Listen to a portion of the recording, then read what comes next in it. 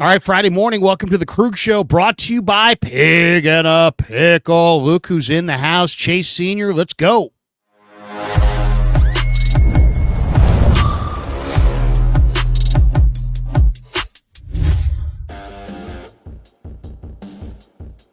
Off and running on a Friday. Hope everybody's having a fantastic May the 23rd. It's 10:55 West Coast, 1:55 East Coast. Is that right? 10:55, 11:15? Yep, 1:55 East Coast. I got my 3 hours. I can add. Welcome to the Krug Show, brought to you by Pig and a Pickle, the best barbecue in all of Northern California. Check them out. They're in Emeryville. They're in Corte Madera. They're open 7 days a week from 11 a.m. till 8 p.m. or until they run out. Go say hi to Damon. Go say hi to Mary. Get some brisket chili. Tell them that Krug sent you. And today's live stream is brought to you by our good friends at Mancini's Sleep World. Their huge Memorial Day sale is live now through June the 9th. That's right. You can save up to $1,200 on select adjustable mattress sets. Plus, they're throwing an extra 10% if you're a fan of the Krug Show. All you got to do is type in the code KRUG10 at checkout at any of Mancini's locations or online at sleepworld.com, and you will save an additional 10%. If you've been thinking about upgrading your bed, now is that time. Just make sure you jump on it before June the 9th, and don't forget to use that code KRUG10 at checkout so you save that extra 10% on a $4,000 bed. That could be $400. That's good savings. Tell them that Krug sent you. All right, thanks to Mancini's for being a proud sponsor of the Krug Show. Chase Sr. is here. We always enjoy Friday mornings with Chase. And Chase, we want to start with your tweet.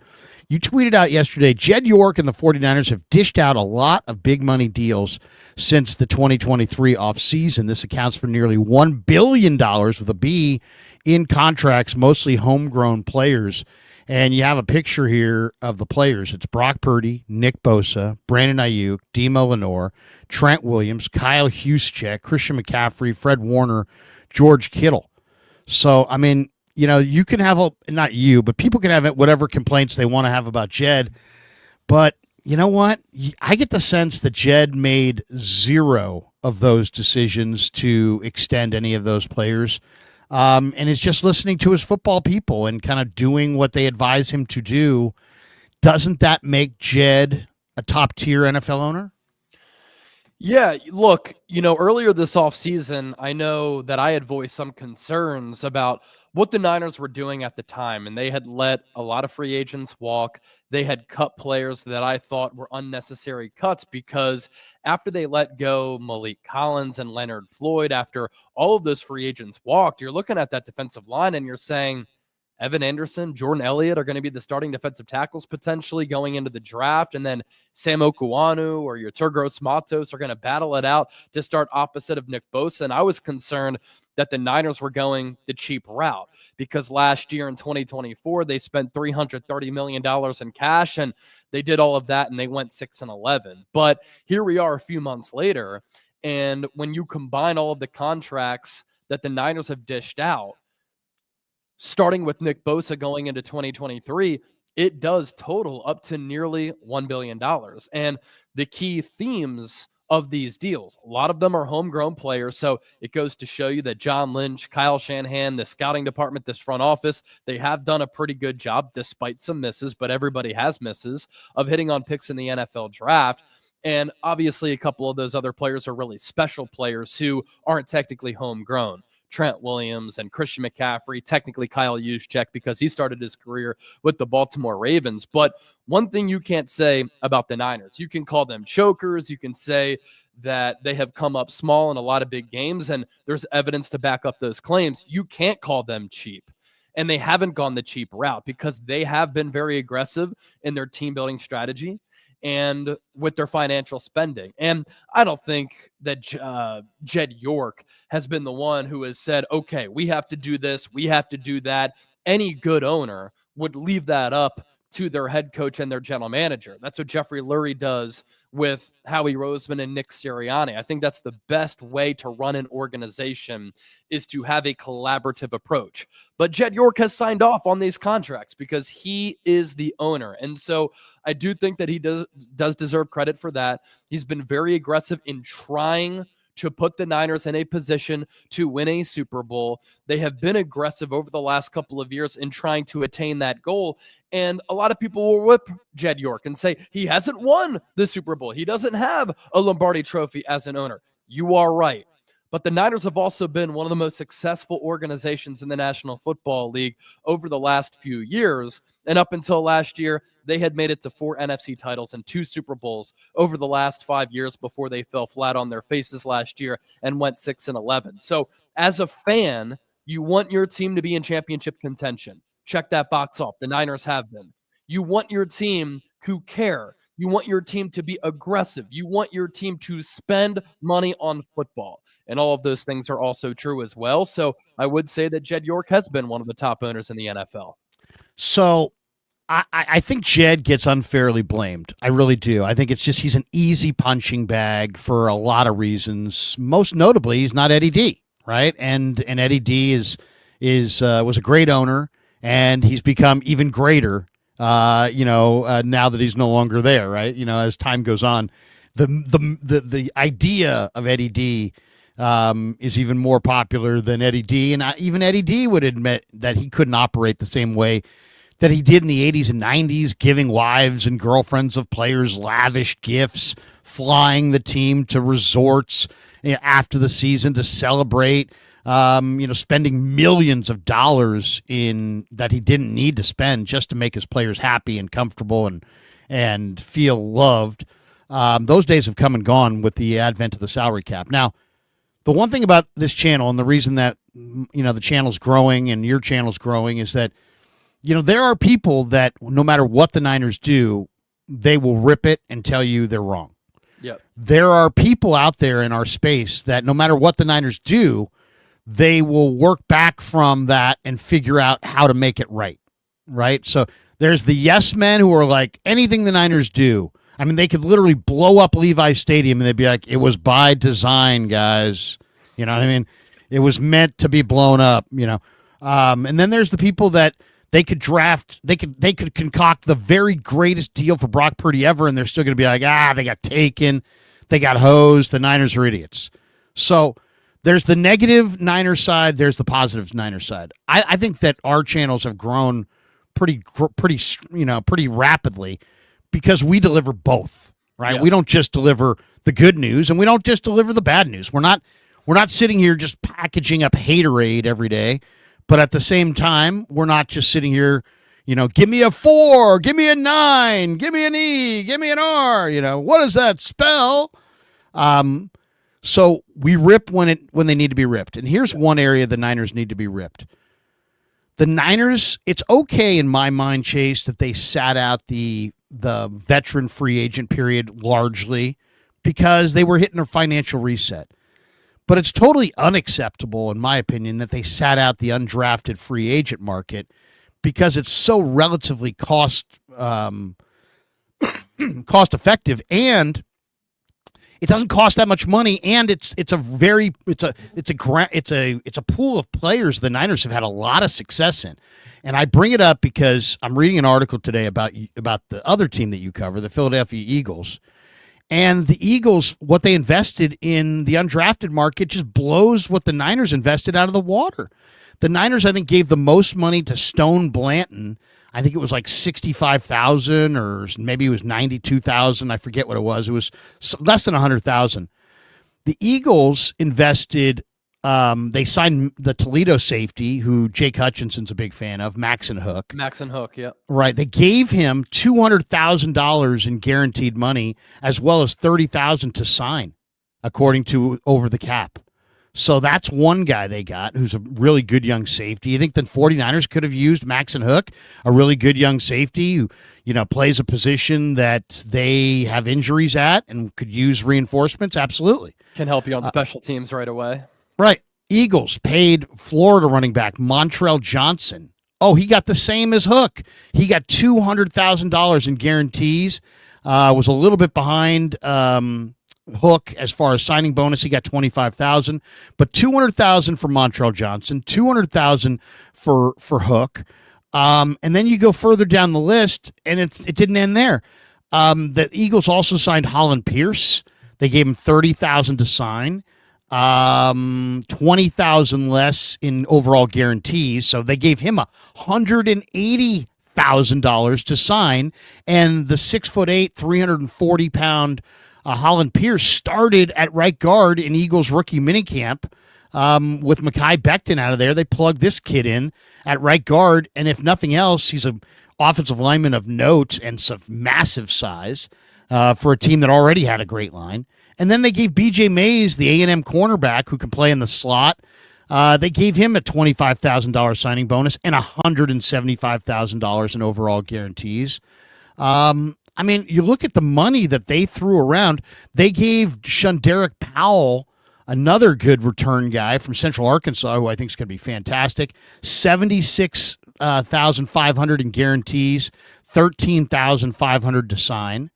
I mean, they spent a whole lot more money than the 49ers, and they got a number of players out of it, and we'll see how many of them make the team. But the Niners have kicked butt in this area, and to chintz out and go cheap in the undrafted free agent market is so effing stupid and short-sighted that they deserve to be raked, and nobody besides yours truly is even going to mention it, because nobody sees the real value in undrafted players to begin with, and so they don't see the cheapness in cutting that entire market out of your game plan.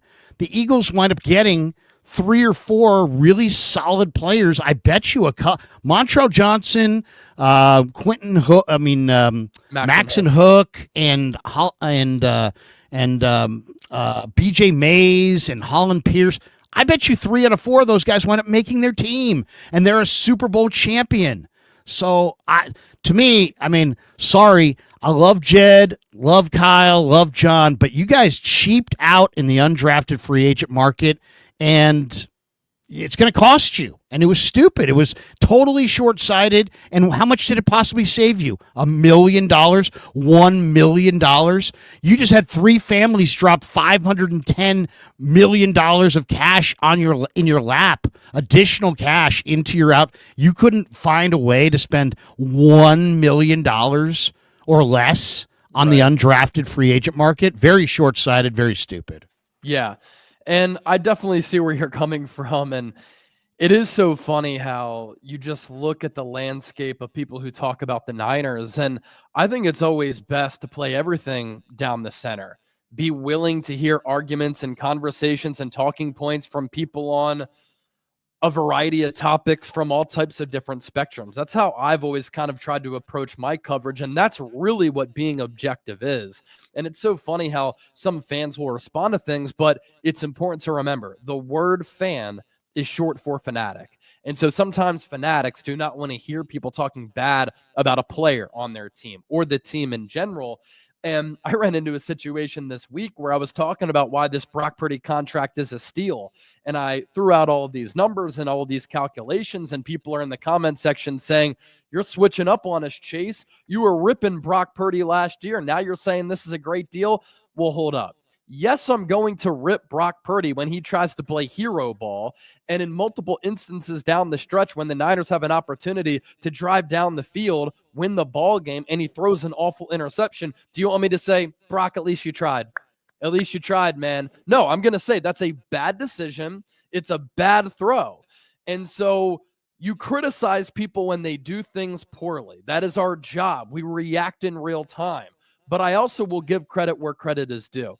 And so with the Niners, yeah, they've spent nearly $1 billion since the Nick Bosa contract going into 2023. They deserve credit for that. That's a big reason why they have been one of the most talented and most successful teams in the National Football League. But man, you look at this UDFA market, you're telling me that after you don't draft an offensive tackle when Trent Williams is 37 and Colt McKivitz is going into the final year of his deal, when you don't have a legitimate backup tackle, that you can't give a bag to Holland Pierce? You gave a lot of money to Evan Anderson last year. He ended up making your team. Right. You were proven correct.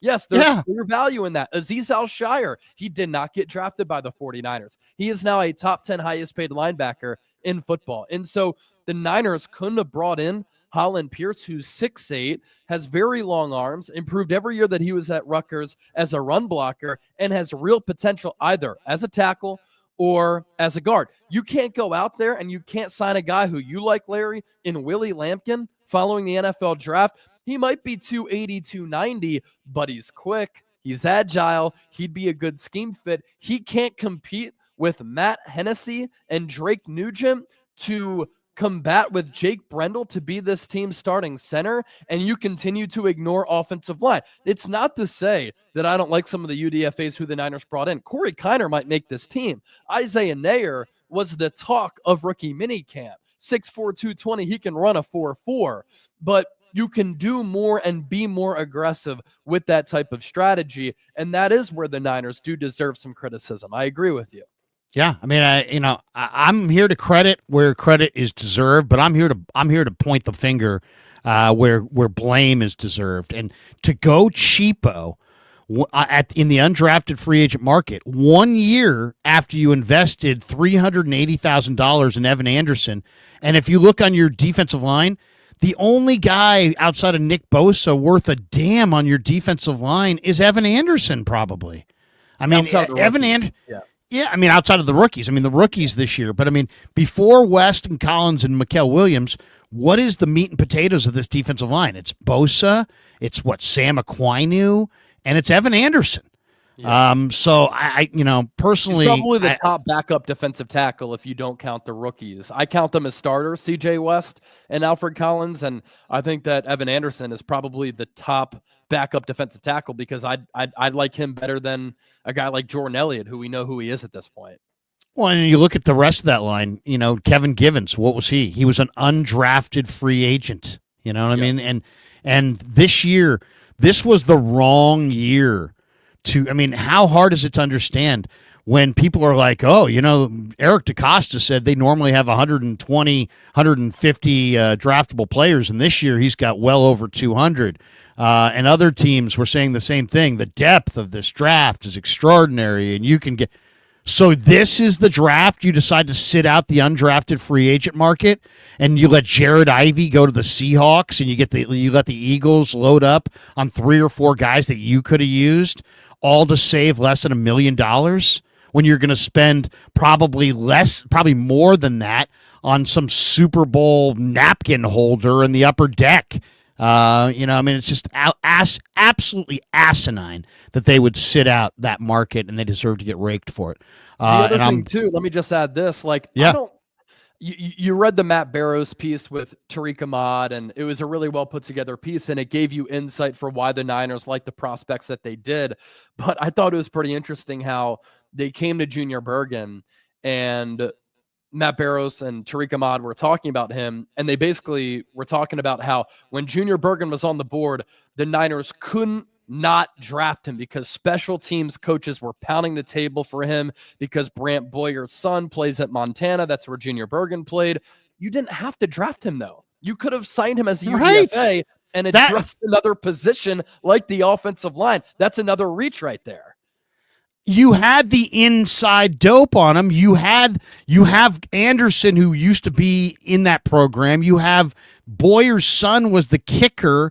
You have a greater in than anybody in the league for sure. Why would you waste a draft choice on that guy? He was one phone call away from signing with you, probably. Who's only a returner, by the way. He's not a He's wide only receiver, a return guy. Kyle Shanahan. Yeah. Yeah. So how's this guy?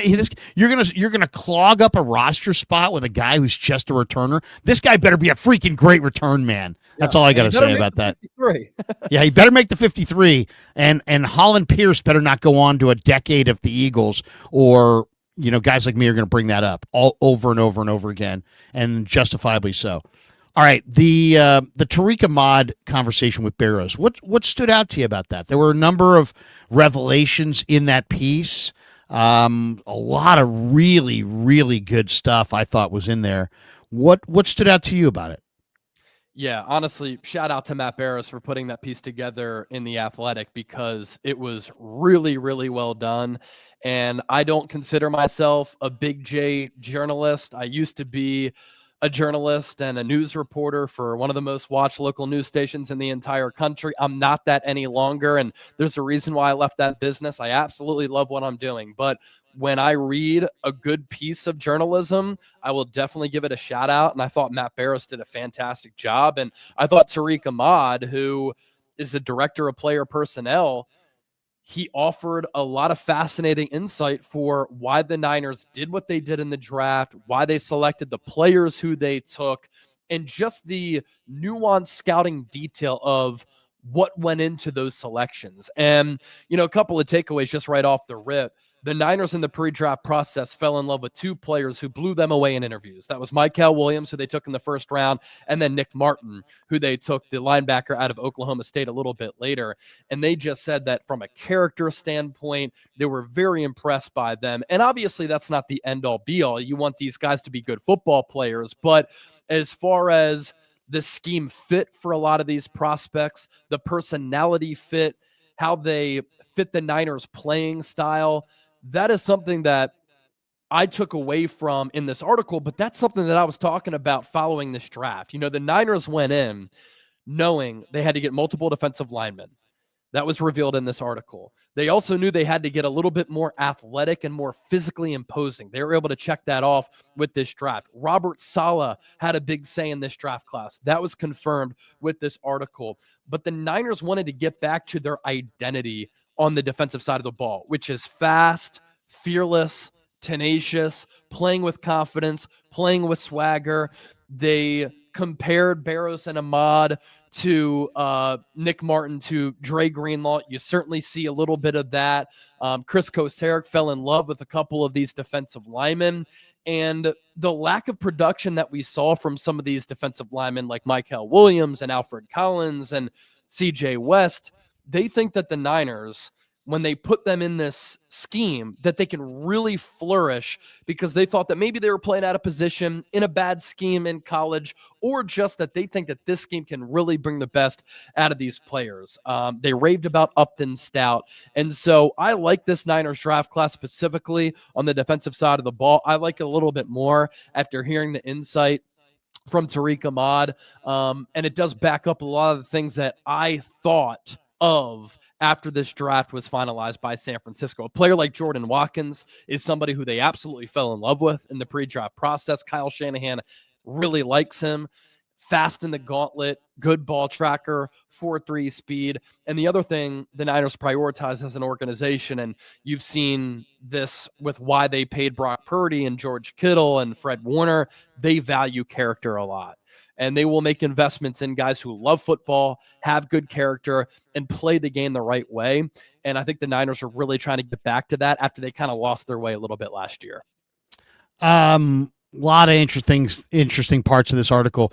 One of the things that, and I don't know if I should fear this, but, Lynch drafted Solomon Thomas. Why? Because they took a class together at Stanford and this and that. And they drafted, he's drafted other guys because, he drafted Pearsall and Ayuk because he's buddies with Herm Edwards. And it's like, all I would say is I hope the Niners have personnel conviction on these guys and not just close proximity connections. Because it's like, so now they went big on Alfred Collins. And then Ahmad told us that he worked at Rutgers for 7 years with Kyle Flood, who was Texas's O-line coach, who said Collins destroys practice, the hardest guy to block. Okay, but that's practice. As Allen Iverson was said, what are we talking about? We're talking about practice. Not the game. Not the game. We're talking about practice. So I just hope that the Niners really liked Alfred Collins and their scouts really liked Alfred Collins, and then this was just like in the 11th hour to push it over the top. Oh, yeah, I know this offensive line coach, and he says he's killing it in practice. Hopefully they didn't just target this guy because of this one comment, because practice dominance is hard to prove. And the other thing, the one encouraging thing is it sounds like the Niners really think that there's pass rush potential in both Alfred Collins and CJ West that is untapped. That they were saying how CJ West is twitchy and powerful and he's got great instincts and short area quickness, but he doesn't get off the ball. And a lot of times, they got to work on getting off the ball, and that's like a major aspect of being a defensive lineman in the NFL is your get off, and they work on that constantly. Yeah. So they think they can speed up his get off, which should help West become more of a pass rusher. And then they think that Collins, who was asked to be more of a two-gapper at Texas, in the Niners' one-gap penetrating, get up the field approach to their wide nine, they think that maybe there's some additional pass rush there. So, I mean, to me, that's exciting. If Alfred Collins and C.J. West, who are both just really strong run defenders, can give you anything inside as interior rushers, that could make them very, very good picks. Yeah, I agree. And that's something that I saw with some of these players while in college. It's like, yeah, some of the production wasn't there, but as far as like defensive explosive plays or wow plays, they definitely provided that. I do think that they are good scheme fits for what San Francisco wants to do. They have the traits that the Niners really covet. And it's a big reason why I do think there's a realistic possibility that Mykel Williams, Alfred Collins, CJ West, Nick Martin, and Upton Stout, that's 5 rookies, could all be starters for this team because Connor Colby, I think, has got a shot too. I just think they're the best players that you can play at those positions. So there could be growing pains knowing that they're inexperienced players, but man, the stature, the athleticism, the physicality, the motor, and what they did in college, I think it translates really well to the NFL level. What's left to do? Let's talk about that for a second. Grant has got an article up saying the Niners ought to sign Kazir White, who's the top linebacker, former safety, pretty powerful tackler, and a pretty good football player. I kind of like that idea, Kazir White. He was also throwing out another idea as well. I can't see who else he was advocating for, but what do you think? If you could add something, or he was saying maybe the Niners should go after Julian Blackman, Amari Cooper. He did looks like a series of these. The Niners ought to sign some of these guys. This is the free agent part of the year that does not count against the compensatory formula. So you can sign free agents without losing comp picks and so on and so forth. So that's something we know the Niners care about. If you could add one piece to the puzzle to try to help this team, because, I mean, I like this 49er team to win 10, 11, 12 games, maybe even more. If they get off to a hot start, they may win 13 or 14. I think it's a really, really easy schedule, and I think they're a better team than people think. I don't think the defections that they've had are nearly as dramatic. They're more dramatic in number than they are in actual value. So I think 49ers are going to be okay, but do they need one more piece to get over the top? And if so, who would that be? Yeah, you're asking for one. I'll give the people what they want. And I just have a couple of free agents that come off the dome as players who I think would make a lot of sense for the Niners. And what I think San Francisco and a lot of teams, frankly, are going to do at this point is that you have OTAs for the Niners coming up this upcoming week. Then you have mandatory minicamp early in June. You might go into training camp just trying to survey, check out this roster to see where you're at. Are the rookies ready to go? Do you believe that they can be contributors right off the rip? Or is there a little bit steeper of a learning curve than you were anticipating? And if that's the case, yeah, you might have to address a couple of different positions. And so along the offensive line, a guy like Brandon Scherf is available. He's a former top 5 pick and has been to multiple Pro Bowlers while with the Washington Redskins at the time and was most recently with the Jacksonville Jaguars. And so that's a very experienced player who could help you along the offensive line. At wide receiver, Amari Cooper and Keenan Allen are both out there. That would hinge on the development and the leap that you're hoping to see from Ricky Pearsall. It could also be a health update on Brandon Ayuk. How is Jacob Cowing, Jordan Watkins, Isaiah Nair, Tariq Owens? How are they doing? What's going to happen with the potential suspension of a player like Demarcus Robinson? Amari Cooper is on a Hall of Fame trajectory for what he's been able to do throughout his career. He's different than a guy like Keenan Allen, who is more of that jump ball 50-50 guy who's not going to wow you with his speed. And so those are the 2 top wide receivers. Is Upton Stout ready to go in the slot? If he's not, do you move Diamador Lenore inside with Renardo Green on the outside? And then does Asante Samuel Jr. get a clean bill of health. He had to undergo a neck surgery. So that's a little bit of a concern coming off a year in which he missed a lot of time with a shoulder injury. But prior to last year, former second-round pick out of Florida State. They've developed really good corners. Deion Sanders back in the day, recent memory, Renardo Green, Azareye'h Thomas, Jalen Ramsey. And so they developed the heck out of really good corners. And Asante Samuel has had double-digit pass breakup numbers every year in his career prior to last year when he only played 4 games. So he's played primarily on the outside. Do you go Asante Samuel Jr. on the outside, Diamador Lenore on the inside, with then Renardo Green on the other side? At linebacker, C.J. Mosley was an excellent player under Robert Saleh during his time with the New York Jets. Missed a lot of time last year, but in 2023, he was one of the best linebackers in the game. That hinges on what you see from Nick Martin, D. Winters, Tatum Bethune, a guy like Jalen Graham. Can they make those next leaps? Do you feel confident in those players? Kaiser White has had 3 100 tackle seasons in the last 4 years. That's another player who I think could make some sense for San Francisco. And then at safety, Malik Mustafa, he had that surgery and that repair on his ACL. How long is he going to be out? How does Jason Pinnock, Richie Grant look alongside Jair Brown? Can Jair Brown rebound from a down year last year? If he does, he's going to be in that one starting safety spot. If he can't, you might need 2 safeties to start the year. And so you have Justin Simmons, you have Julian Blackmon, and players like that. So those are free agents who are still available, who aren't going to break the bank, who I think make a lot of sense for the Niners for those reasons that I gave. I would sit tight mostly because I think I would wait until, this next go round. Let's see camp. Let's see the preseason. Let's see what players shake free at the cut down or in August when, jobs are won, jobs are lost, rosters are shuffled, guys become available under the radar. I think I would hold off for the most part. But the one guy that's super intriguing to me is that I'm looking at, some of these teams post-draft and reading some of the articles around the mini camps about the different reactions to the players, because the rookie mini camp is where you kind of find out, hey, you know what, this guy isn't just our 4th round pick. This guy's going to be our starter at wide receiver. This guy's not just our 7th round pick. This guy could be actually compete for a starting job on the offensive line. I mean, this is where you kind of see that in rookie camp.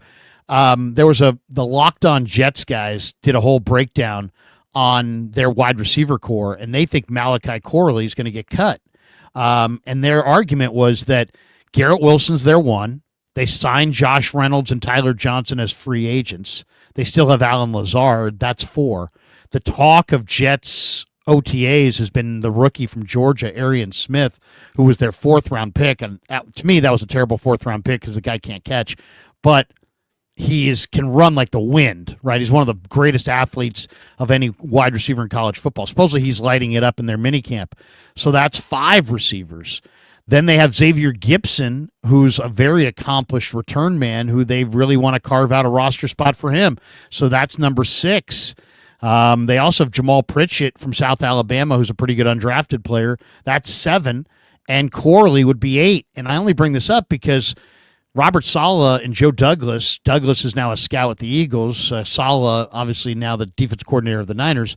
They traded up in the 24 draft in the 3rd round to draft Malachi Corley. Yeah. He only got 6 targets his rookie year. He caught 3 balls. He also downed the ball at the 1-yard line stupidly, thinking that he had crossed into the end zone. So that brought a lot of negative Jets fans on him. But if the Jets want to say goodbye to Malachi Corley because they love Arian Smith and Tyler Johnson and Josh Reynolds and Xavier Gibson, and they don't want to have 8 wide receivers. If I'm the Niners, that I would absolutely come correct on a significant offer for Malachi Corley. He's the most Debo-like player I think I've seen. They're not going to have Debo. They need a replacement. This guy could be it. I'd gamble on upside. I'd even be willing to throw a mid-round pick in 26 or a player to the Jets to make it happen. But if Saleh, okay to trade up in last year's draft, maybe he would be a fan of Corley and want to bring him to San Francisco. I know the Niners could use another receiver, but I'd rather it not be an old guy who makes money. I'd rather it be a young guy who, if he gets cut, he gets cut. If he makes the practice squad, he makes the practice squad. But there's no real financial, weight to the whole thing. What do you think of that idea? What do you think of trying to get a guy like Corley to the Niners mix? Well, the youth movement would fit the route that they've really been on this offseason. And another option for San Francisco is to go about it this way, right? You go into training camp, you go into preseason, you examine your roster, but then you just monitor the waiver wire for roster cutdown day to see which quality players from other teams are going to be let go.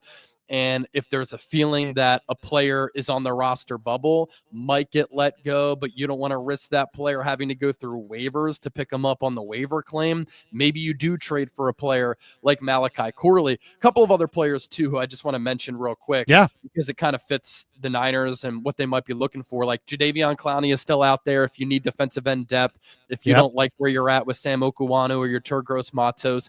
And then Zadarius Smith has experience playing in the wide nine, and he's been a productive player as well. So Clowney, Smith, two veterans, highly productive players throughout their respective careers. They could make sense for San Francisco.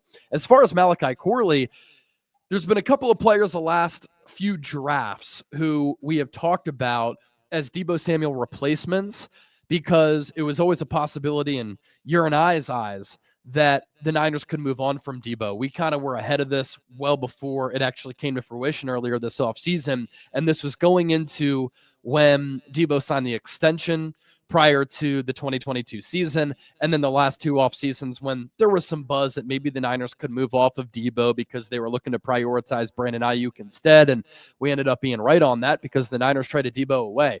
But Malachi Corley and Traylon Burks are kind of two players who I've looked at as like Deebo Samuel type of players who can fulfill the role of Deebo as far as being that Swiss Army knife. Now, Malachi Corley went to Western Kentucky, and he was taken in the 2024 draft. So this would be the Jets admitting that they whiffed and failed on that pick. But I really liked him in the pre-draft process. He ran a little bit slow, just under 4.6, but as far as how he's built a lot like a Deebo Samuel player. And as far as how he was utilized in 2022, he caught 101 passes for nearly 1,300 yards and 11 touchdowns. And then he also had 11 carries for 87 yards. Numbers went down in 2023. Couple of reasons for that. He was under 1,000 receiving yards, but he had 11 touchdowns once again. So he has just had the ability to find the end zone, and he has versatility to his game. Traylon Burks was a first-round pick out of Arkansas. Again,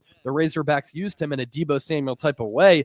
He could end up getting cut by Tennessee. And so if you're looking for a player to fulfill that Deebo role, those are two players who could end up getting cut, let go, or you could trade for them and not have to give up too much.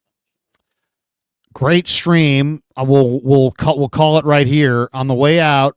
Give me one training camp, summertime, bold 49er prediction. You got a bold 49er prediction for what's coming up this summer. And it could be anything. It could be coaching. It could be anything. It could be, somebody wins a job. Somebody's a factor. Somebody gets hurt. Give me a bold prediction. I like it on this summer. I think the 5 rookies can start on defense. Michael Williams at defensive end, Alfred Collins at defensive tackle, CJ West at defensive tackle, Nick Martin at weak side linebacker. That's where I think the Niners envision him being, and then Upton Stout at corner. I also think that Connor Colby could start at left guard for the Niners and take down a Ben Barch, a Spencer Burford, or a Nick Sakel for that spot. And if Jacob Cowing doesn't show something, could he end up getting cut and be on the roster bubble? He has some wiggle and explosiveness to his game, but that's a pretty crowded wide receiver room for San Francisco. How about you? What's yours? I got several bold predictions. One, I'll steal one of yours. I love the Connor Colby starting at guard. The guy made 50 career starts. I've studied his film extensively. I think he can do it. I think there's a very good chance he takes that job. I also think Corey Kiner outplays Jordan James. I really believe Corey Kiner is going to be a good player. And I'll say this, after just watching the workouts, Sebastian Valdez, just remember that name. Okay. Sebastian Valdez. He's a University of Washington kid. He finished up at defensive tackle. Yeah. Undrafted, 6'4", 300 pounds. But you could just see in the rookie camp, this guy's got strength. This guy's got determination. He plays really hard. I CJ West and Alfred Collins, they got 2 jobs locked up, right? But after that, I mean, Jordan Elliott, Kevin Givens, Kalia Davis, Evan Anderson, that's going to be a pretty good competition. And it looks from afar like a 4-man competition between those guys, but throw Valdez in there and don't be surprised if Valdez outperforms those other guys, because the motor, the strength, the explosiveness. This guy's a player. This guy's a player. I'm pretty sure that 300 pounds, when they put the pads on, this guy had incredible 34 reps on the bench. But then when you watch the film, there's functional strength, and then there's quickness there that really is great for a 300 pounder. They lined him up at defensive end at times. And looped him inside. So Sebastian Valdez, Corey Kiner, and I'm all about your Connor Colby. I think that's absolutely on the money. Hard to find the scheme fits for a defensive tackle on a wide 9, but Valdez could be that. Valdez looks. I'm telling you, he looks real. Let's just say there's real, and then there's guys like, that guy's not real. That guy looks real to me. David E says, Larry, can you ask Lynch why he wasn't more aggressive in a deep UDFA market? John, why were you not more aggressive in a deep UDFA market? I will say this: I did ask Lynch. I did ask the Niners if they could get Lynch for the show, and I haven't heard back. And if he saw today's show, something tells me he's not coming. Stephen Reynolds says Chris Forster is responsible when he thinks the Niners' O-line is good enough and shows love to Brendel. He won't say anything about Holland Pierce, but loves Drew Moss. We'll see. Colby, he loves Colby. I think Chris is a really good coach. It wasn't lost on anybody that Brock Purdy was and their wives were golfing with Jake Brendel at the Olympic Club when Purdy's contract became official. Then we just have to put our arms around it. The Niners think more highly of Jake Brendel than we do, than PFF does, and that's just the way it is. And we'll have to see how it. Yeah. Then we'll have to see how it shakes out this summer. Anyway, that does it for us. Thanks to Chase. Thanks to Pig in a Pickle. Thanks to Mancini's. The links are in the description for all of our sponsors. Have a great weekend. Chase, any big plans? What do you got cooking? Man, I'm going to enjoy some good weather this weekend, but of course, always some great content coming out because the content never stops. You know how it goes. This content never stops. That's what a great YouTube channel is all about. For Chase, I'm Larry. Have a great Friday, everybody. Peace. Yeah, never met a man I've been scared of. Careful, you gon' get